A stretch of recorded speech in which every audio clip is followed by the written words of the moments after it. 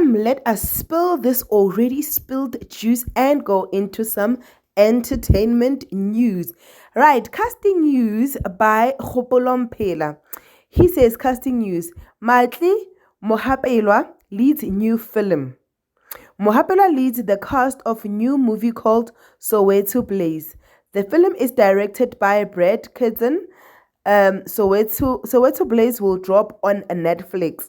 Guys, are you aware that a lot of these actors that we love, that we used to, that we grew up watching, that like are handsome and are going mostly on Netflix and Showmax? Like all, like most of them, like they are like running away from our day-to-day television and going to do bigger things out there. But all we can say is congratulations, Matli. May Netflix bring you joy. We cannot wait for your episode or for your movie to drop, and we know that Hopolo will definitely fill us in. Congratulations. But while we're at it, please do like, share and subscribe.